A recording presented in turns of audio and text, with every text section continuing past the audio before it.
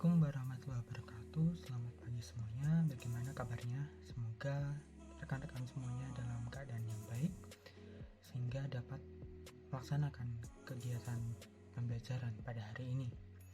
Kemudian untuk mengawali kegiatan pada hari ini, semoga berjalan dengan lancar dan materi yang kami sampaikan dapat diterima dengan baik. Berdoa menurut agama dan kepercayaan masing-masing. Berdoa dimulai.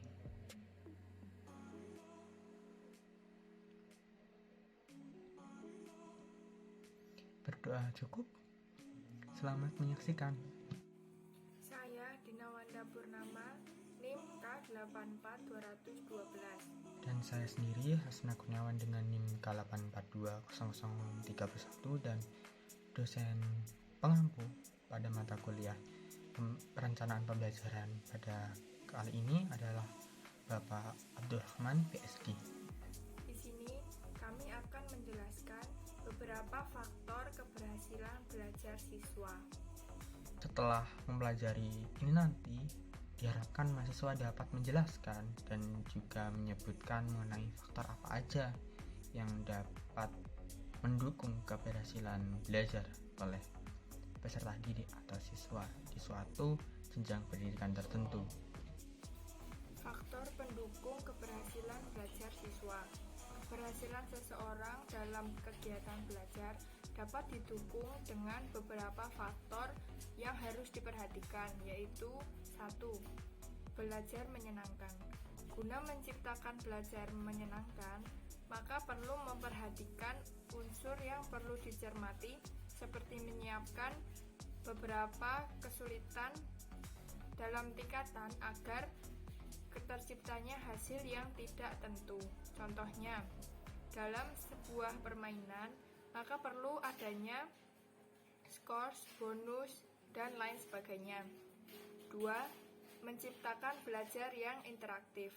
Guna menciptakan belajar yang interaktif, maka harus diperhatikan hal seperti dengan memberikan kesempatan kepada siswa untuk memikul tanggung jawab untuk menyelesaikan tugas, mendorong terjadinya sebuah interaksi dan juga komunikasi aktif dalam kegiatan pembelajaran, memberikan kebebasan untuk peserta didik dalam mencari atau menyimpulkan informasi yang dibutuhkan.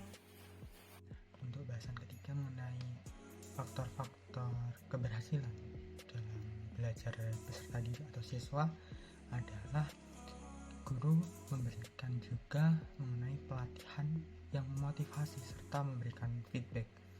Nah, yang mana dalam pemberian ini harus memperhatikan beberapa hal seperti faktor pemberian tugas yang harus disesuaikan dengan perkembangan peserta didik, kemudian juga upaya pemantauan oleh guru, kemudian juga memberikan umpan balik atau feedback yang mudah dipahami oleh peserta didik, kemudian juga pemberian tugas yang kompleks dengan memberikan kesempatan guna mendukung performa atau aktivitas peserta didik, dan diharapkan juga lingkungan sekitar juga dapat memotivasi peserta didik dalam mengembangkan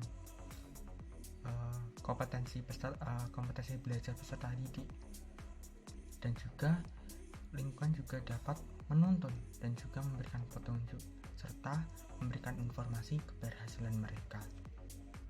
Dan faktor yang mendorong keberhasilan peserta didik dalam belajar yang keempat adalah menuntun dan juga memberikan atau melatih peserta didik dengan lingkungan informal, yang mana bertujuan untuk mengetahui tingkat keberhasilan serta kelemahan-kelemahan yang dimiliki oleh peserta didik. Maka perlu diperhatikan hal-hal seperti memberikan saran atau masukan atas dasar kelemahan atau kekurangan dari peserta didik, kemudian juga memberikan alternatif yang baik daripada langkah-langkah sebelumnya, dan juga memberikan petunjuk kepada peserta didik yang merasa kesusahan atau kesulitan dalam memecahkan masalah atau mempelajari sesuatu, kemudian memberikan pujian jika peserta didik atau siswa itu mendapatkan alternatif baru atau alternatif yang lain yang sekiranya lebih efektif ataupun baik. Kemudian juga memberikan pujian jika peserta didik itu juga dapat menyelesaikan suatu persoalan. Kemudian juga guru memberikan maaf atau memaafkan peserta didik jika peserta didik membuat suatu kesalahan atau kekeliruan, dan juga memberikan masukan ataupun komentar yang positif dan juga komentar yang membangun.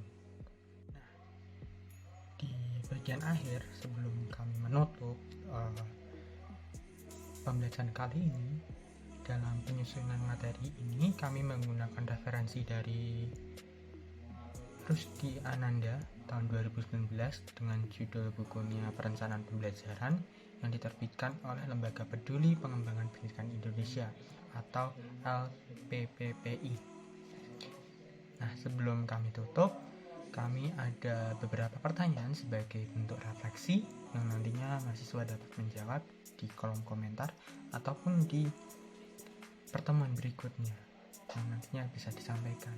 Nah, untuk pertanyaan pertama adalah materi apa yang menarik atau yang bisa kalian tangkap pada pertemuan ini, dan yang kedua adalah apa saja yang dirasa kurang dipahami ataupun masih missing menurut rekan-rekan semuanya, dan yang ketiga adalah bagaimana cara agar masalah tersebut atau apa yang dirasa belum cukup atau belum paham dapat dipahami kembali.